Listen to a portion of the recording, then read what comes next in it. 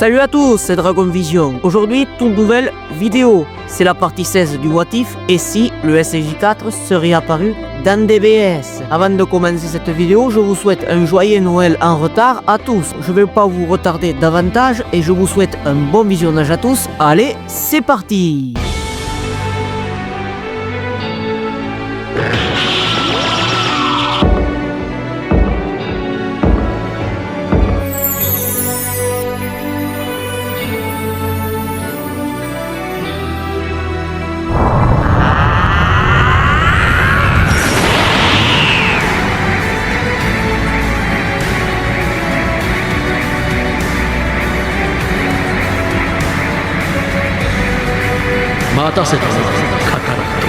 Vegeta.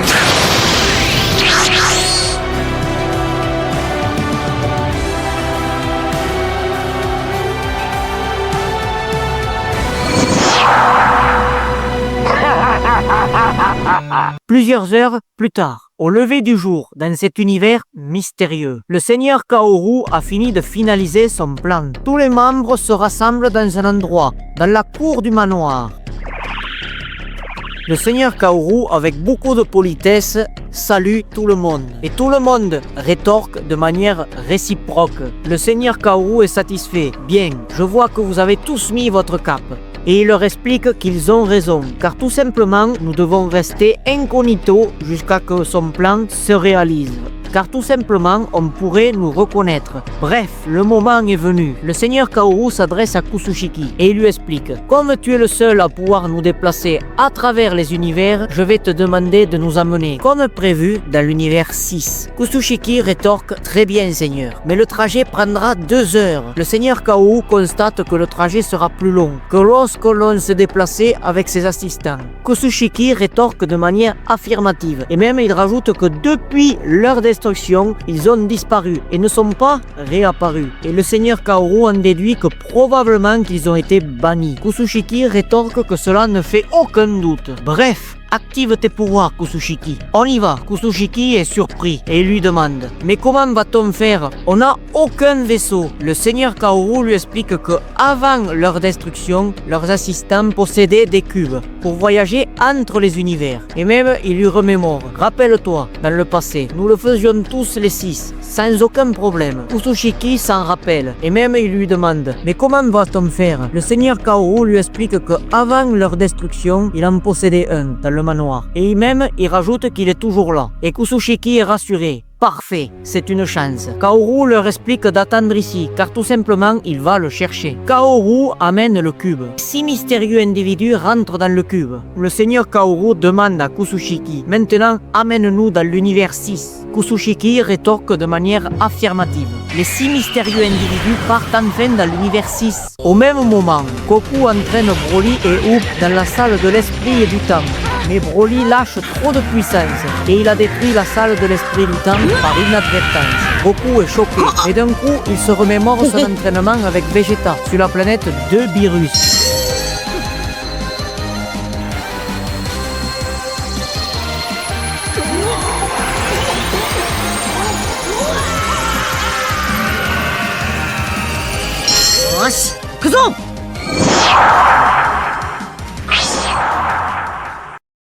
Whis est surpris de voir Goku et lui demande: ton entraînement est déjà fini? Goku lui rétorque: désolé, mais non, Broly a détruit la salle de l'esprit et du temps. Whis comprend mieux la situation et même il constate que Broly ne se maîtrise pas encore totalement. Et Goku répond de manière affirmative et même il lui demande: au fait Whis, j'ai une question à te demander. Whis rétorque qu'il est agaçant et même il rajoute qu'il est occupé avec Bulma. Mais il rajoute tout en soupirant: vas-y. Goku lui explique qu'autrefois avec Vegeta, on s'est entraîné dans un endroit créé avec ton bâton. Et même il lui demande: peux-tu le refaire pour m'entraîner avec Broly et Oob? Whis se penche sur le cas de Oob et il explique qu'il n'est pas encore maître de sa puissance. Et surtout, il rajoute qu'il est trop expérimenté. Mais pour le cas de Broly, ça serait un entraînement parfait pour lui. Et Goku est super heureux. Et il explique que Whis est un chic type. Mais Whis pose ses conditions. Et il explique qu'il voudrait faire passer un test à Broly. Goku est surpris. Mais pourquoi? Whis lui explique que bien que la puissance de Broly soit de loin plus puissante que celle de Goku et Vegeta lors de leur premier entraînement,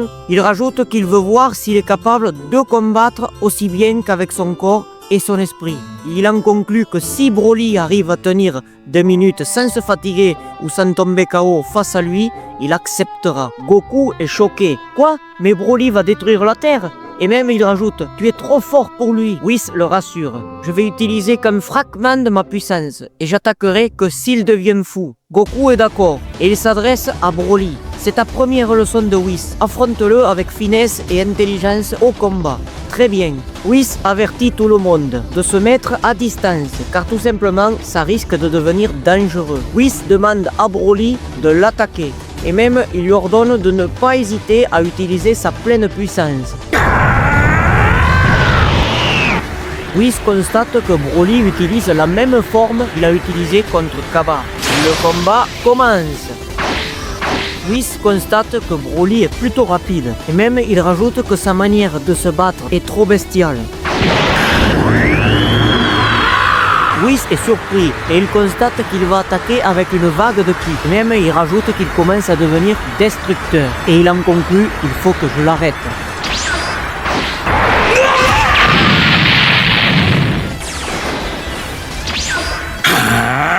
Whis est impressionné. Voilà qui est intéressant. Même KO, son inconscient le pousse à continuer le combat. Et même, il souligne qu'il n'a jamais vu autant de rage, même venant du Seigneur Virus.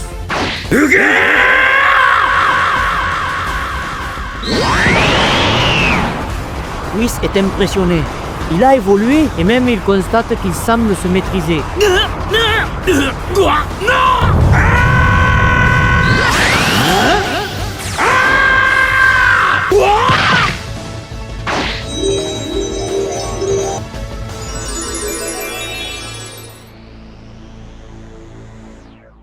Whis félicite Broly. Tu m'as magnifiquement impressionné.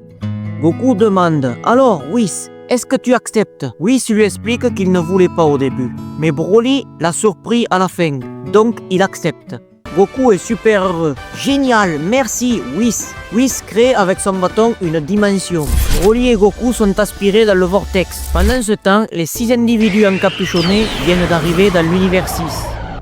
Le Seigneur Kaoru est soulagé. Nous y voilà enfin. Le Seigneur Kaoru change de sujet. Bien, pas de temps à perdre Kusushiki. Avec tes pouvoirs, essaye d'attirer les Super Dragon Ball jusqu'ici. Kusushiki rétorque de manière affirmative, mais il explique que ça va prendre un peu de temps, car elles n'ont rien à voir avec les Dragon Ball du Makai. Le Seigneur Kaoru rétorque lui aussi de manière affirmative, et il rajoute, ne l'embine pas. Au même moment, du côté de Vegeta et les autres, au château, le Seigneur Yasai s'adresse à Vegeta. Bon, je vois que vous vous plaisez ici. J'imagine que votre vie de prince doit vous manquer. Vegeta répond que oui.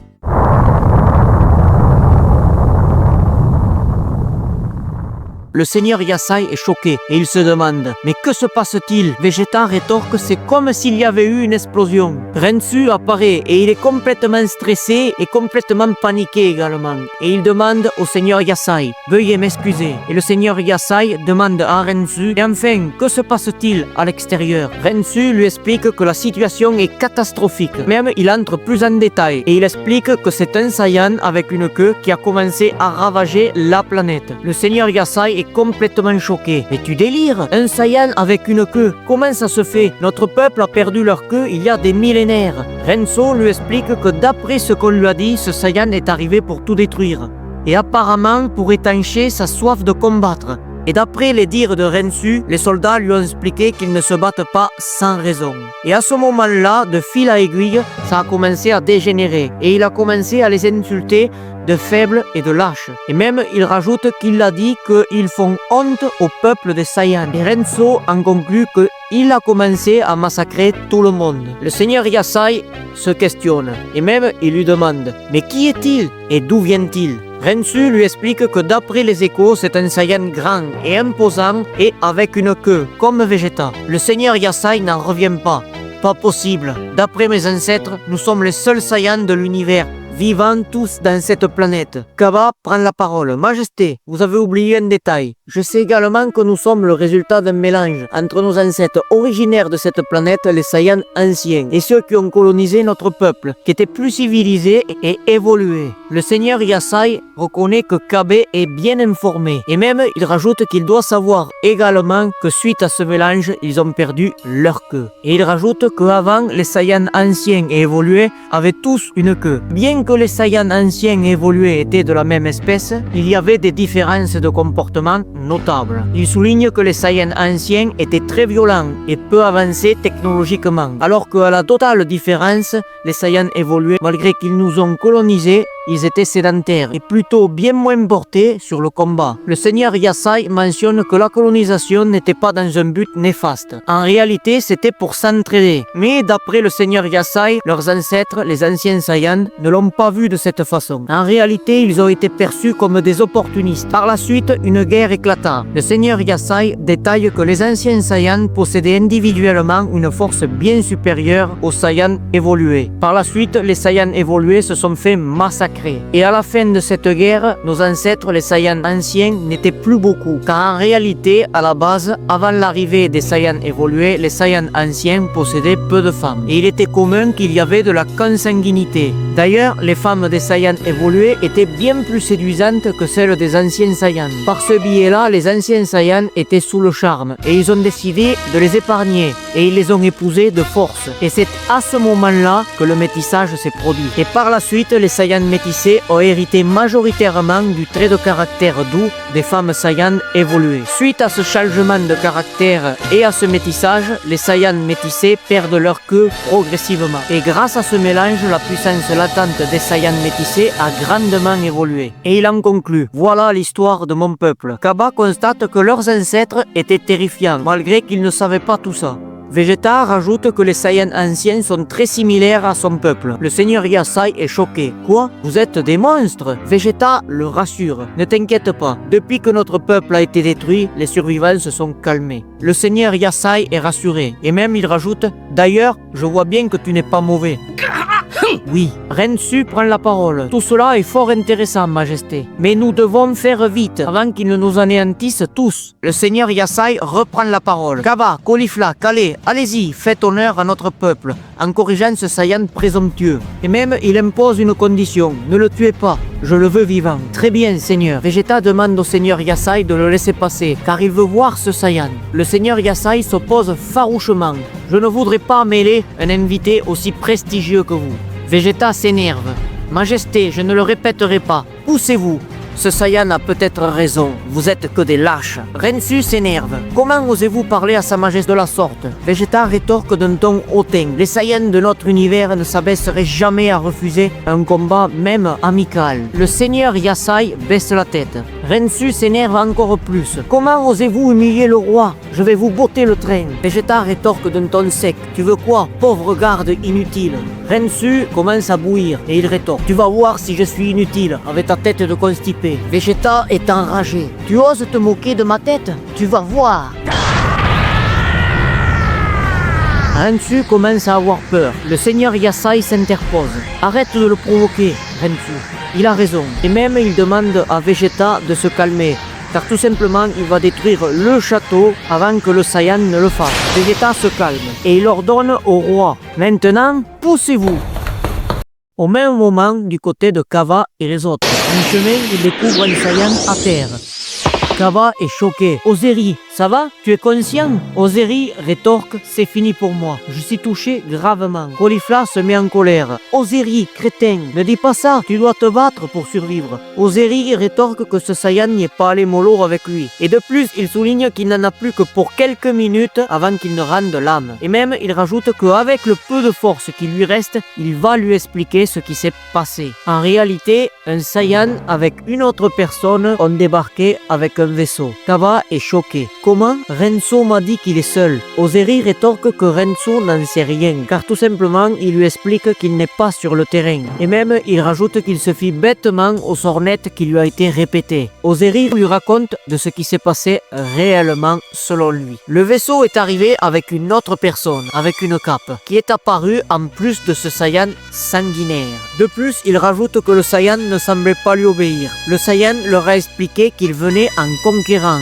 et c'est à partir de ce moment que ça a commencé. Ozeri décrit que la force de ce Saiyan était absurde. De plus, il rajoute qu'ils s'y sont mis à plusieurs face à lui. Mais malheureusement, il explique qu'il était beaucoup trop fort pour eux. Et c'est alors qu'il en résulte que bon nombre de Saiyans sont morts. Et il mentionne que ceux qui ont survécu se sont réfugiés dans le village. Ozeri a en conclu: vengez nos Saiyans tués, je compte sur vous. Cabba est triste. Ozeri, réponds merde. La tristesse de Cabba s'est changée en colère et il explique qu'il va le payer. Cabba interpelle Caulifla et Calais et il leur explique: on s'en va, on va s'occuper de ces pourritures. Cabba, Caulifla et Calais foncent à toute vitesse vers l'explosion. Caulifla est choqué, la situation est désastreuse, le village est presque anéanti et Caulifla est enragée et même elle rajoute: cet enfoiré, on dirait qu'il prend le temps de les faire souffrir. Soudainement, quelqu'un arrive. Le mystérieux Saiyan s'exclame, tout en ricanant: oh, il reste encore des moustiques à fracasser. Cabba en déduit: donc c'est toi qui as attaqué la planète Sadala. Le mystérieux Saiyan rétorque que c'est vrai. Et même, il rajoute qu'il vient récupérer la terre de ses ancêtres. Cabba en déduit de nouveau: donc tu es le descendant des anciens Saiyans de cette planète? Le Saiyan rétorque que oui. Et même il est étonné. Et il rajoute qu'il est bien informé pour une vermine. Cabba lui demande: mais comment se fait-il qu'un ancien Saiyan de sang pur soit vivant? L'ancien Saiyan rétorque que ses ancêtres se sont échappés il y a des millénaires de cette planète, au moment de la venue des Saiyans évolués. Cabba est choqué et il explique que le roi lui explique que les Saiyans anciens se sont reproduits avec les femmes Saiyans évoluées. L'ancien Saiyan rétorque que c'est par fierté, car tout simplement certains anciens Saiyans préféraient le tempérament des femmes avec plus de caractère. Ils avaient refusé de mélanger leur sang avec les femmes Saiyans, dites faibles et dépourvues de colère. De plus, il rajoute que ses ancêtres n'y connaissaient rien en technologie.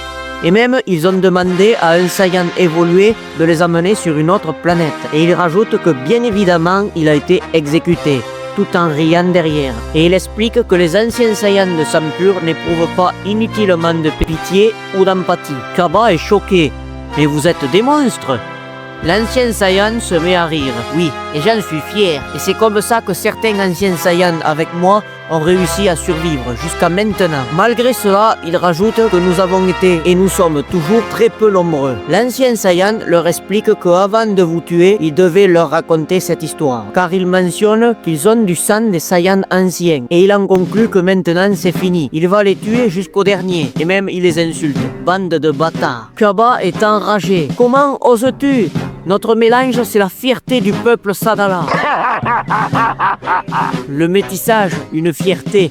Vous êtes devenus des petits loups inoffensifs. Cabba s'énerve et il l'insulte d'enfoiré. Et même, il demande à Calais et Caulifla de se pousser, car tout simplement, il veut s'occuper de lui. Caulifla est surprise et même elle monte en pression. Tu rigoles ou quoi? Je veux participer. Cabba est à fleur de peau. Ne me fais pas perdre le peu de patience que j'ai. Et même, il lui ordonne de dégager avant qu'il devienne fou. Malgré le tempérament explosif de Caulifla, Caulifla baisse d'un ton et elle rétorque d'une voix douce: comme tu voudras.